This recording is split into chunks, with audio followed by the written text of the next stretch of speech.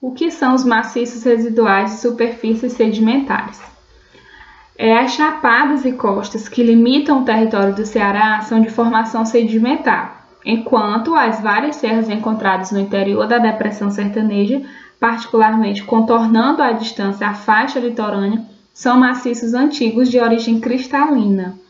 Ou seja, as superfícies sedimentares são as formações, as chapadas e costas que estão limitando o território do Ceará, enquanto os maciços residuais são definidos como blocos rochosos de tamanhos variados que se apresentam como compartimentos ilhados distribuídos pela Depressão Sertaneja. Os maciços residuais eles se encontram mais no centro. A Serra da Ibiapaba ela é uma superfície sedimentar que caracteriza-se pela vertente íngreme na face voltada para o Ceará, que apresenta as maiores altitudes, entre 800 a 900 metros, e um suave decaimento na direção do Piauí. Ela circunda quase todo o limite ocidental do estado, cerca de 380 quilômetros. A Serra da Ibiapaba ela é, na verdade, a borda da bacia sedimentar do Parnaíba, no Piauí e Maranhão, que foi elevada em função de processos morfoestruturais.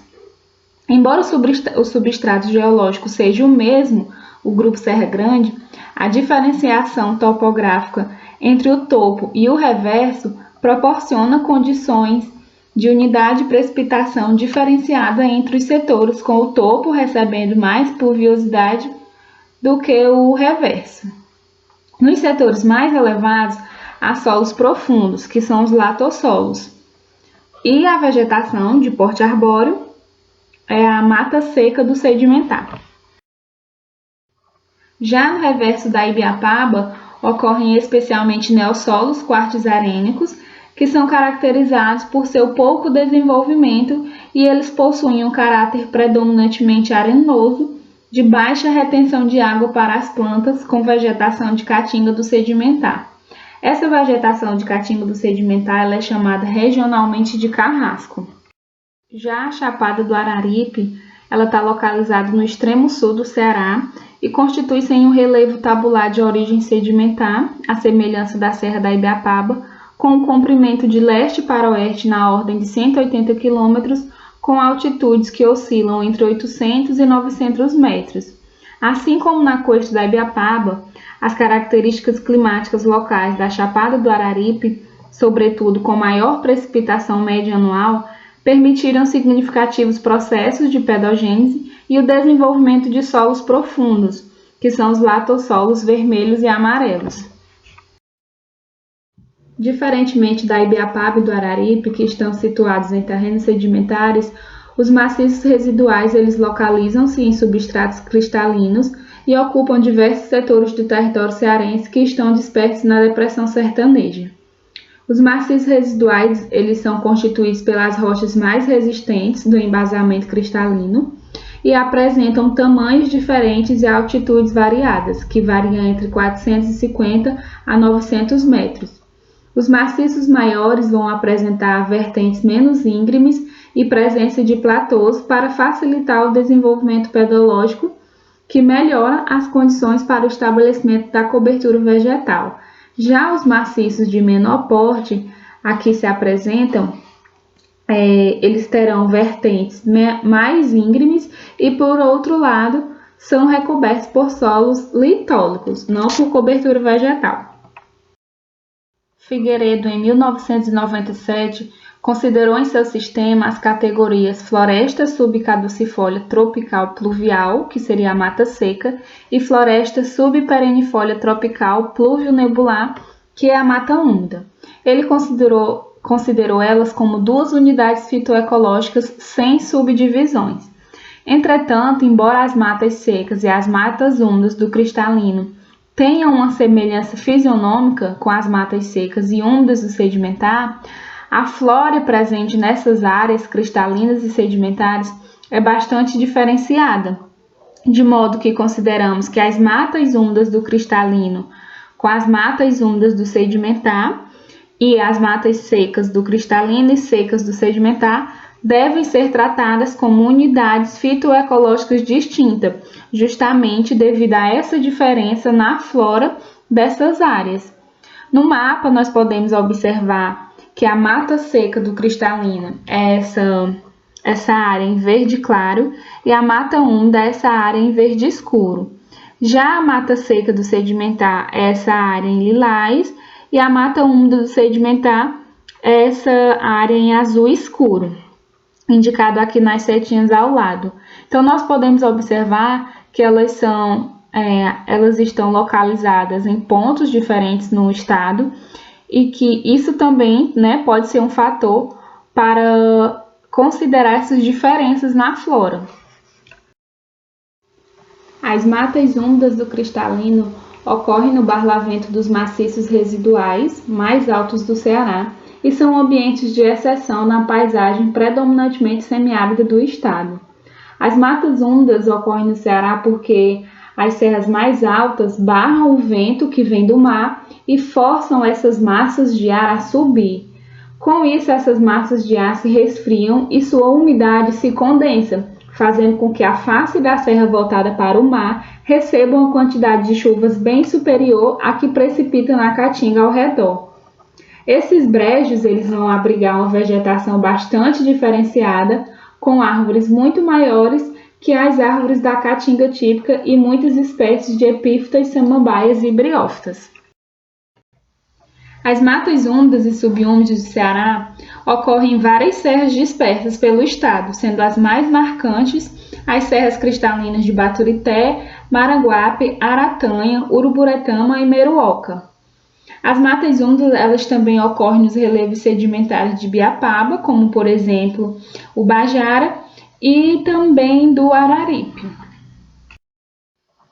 É possível que áreas como Baturité e Maranguape possuam uma influência mais forte da Mata Atlântica na sua biota, enquanto o Bajara na Ibiapaba tem uma influência amazônica mais forte. Algumas espécies da flora amazônica ocorrem na Serra da Ibiapaba, como por exemplo a Catasetum planiceps e a Buchenavia grandes.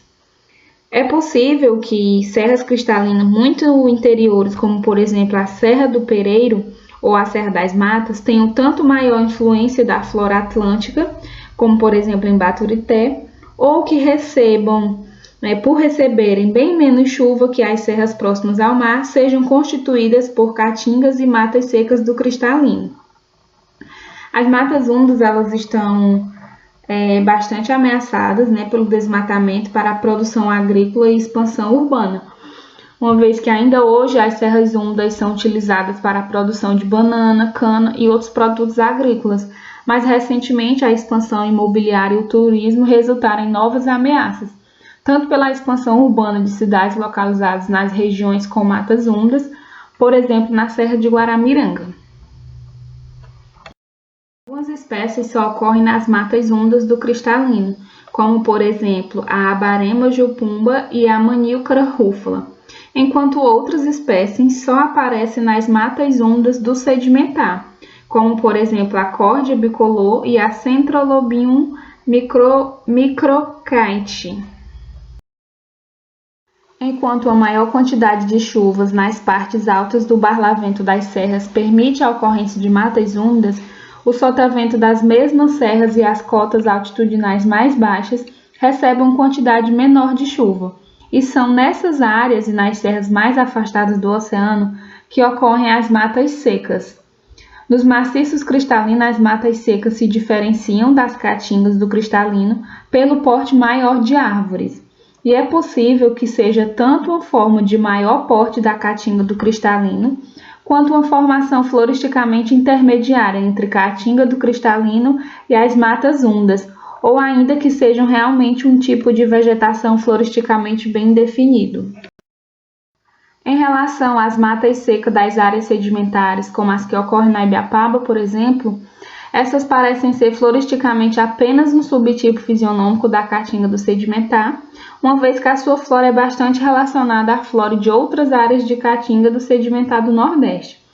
Essas matas secas elas são bastante ameaçadas, especialmente pelo sistema tradicional de corte e queima para a agricultura.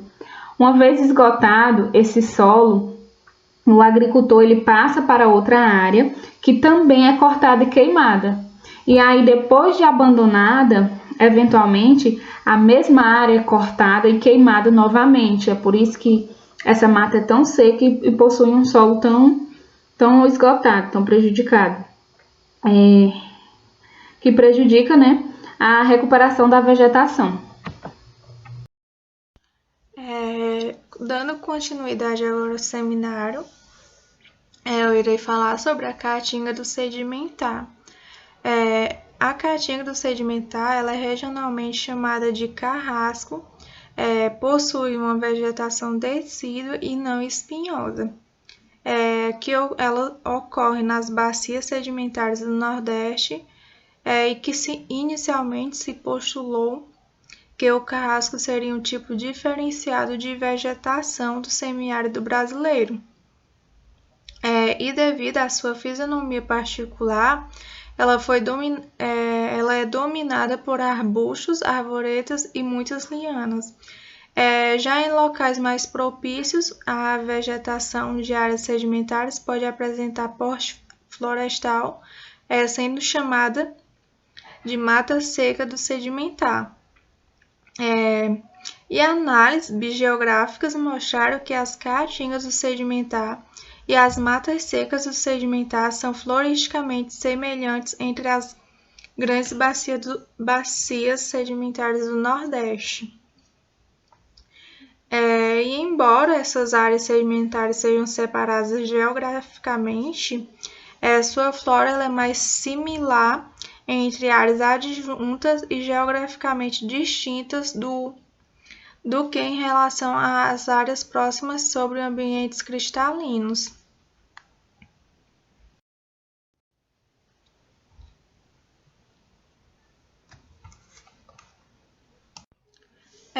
Uma diferença estrutural marcante entre as caatingas do sedimentar e do cristalino é que nas áreas sedimentares a proporção de espécies herbáceas na comunidade é bem menor que nas áreas cristalinas.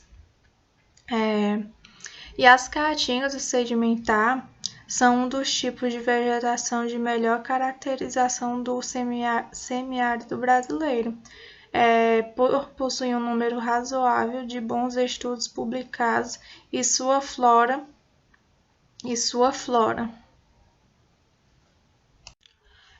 As caatingas do sedimentar elas sofrem uma pressão da agricultura tradicional no Ceará, porém no estado do Piauí a implantação de grandes monoculturas mecanizadas, como as que resultam na devastação do cerrado em poucas décadas, está em expansão e pode eliminar áreas consideráveis dessa vegetação em pouco tempo. E aqui estão algumas das espécies características presentes na caatinga do sedimentar, onde são elas a Androanthus chrysotricus, a Mimosa acustitipula e a Senegalia langsdorffii. O cerradão ele é a fisionomia florestal do cerrado sensu-lato, pois ele é tipicamente em locais onde incêndios são menos frequentes ou em locais onde por ação antrópica os incêndios são combatidos e controlados, o componente lenhoso vai se tornando cada vez mais denso. Assim, com o tempo, onde antes havia uma fisionomia campestre, passa a haver uma savana, e onde havia savana, passa a ocorrer o cerradão. E as áreas de ocorrência contínua do domínio do cerrado se localizam no Brasil Central, e se estende também para o Sudeste, Centro-Oeste e parte do Nordeste, sendo que no Nordeste o cerrado é amplamente distribuído no oeste da Bahia e em parte do Piauí e Maranhão.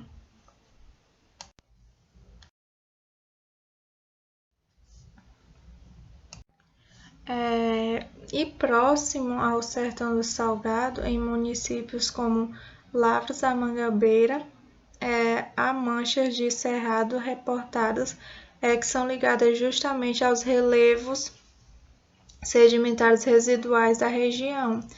Um levantamento florístico e fitossociológico do Cerrado e Cerradão foram publicados por Figueiredo e Fernandes em 1987. E as espécies lenhosas do Cerradão são em grande medida semelhantes àquelas do Cerrado, mas no Cerradão o componente herbáceo subarbustivo ele é reduzido. Isso vai levantar a questão sobre o fogo, que o fogo deve ser manejado em políticas de conservação. Sendo que ainda a eliminação completa dos incêndios leva à substituição do cerrado pelo cerradão e o aumento da frequência dos incêndios leva à substituição do cerrado pelo campo sujo ou até o campo limpo. E ainda é controverso como o ser humano deve manejar o regime de fogo em unidades de conservação do cerrado, pois no caso de incêndios rigorosamente são impedidos, a vegetação torna-se progressivamente mais densa, assim excluindo as espécies que dependem de ambientes abertos. Sendo que isso tem sido observado na Floresta Nacional do Araripe, onde o controle de incêndios tem reduzido as populações de Janaguba, e o mesmo efeito também foi observado no litoral do Ceará, onde áreas suscetíveis ao fogo têm populações densas de Janaguba, enquanto em áreas sem fogo as janagubas são raras.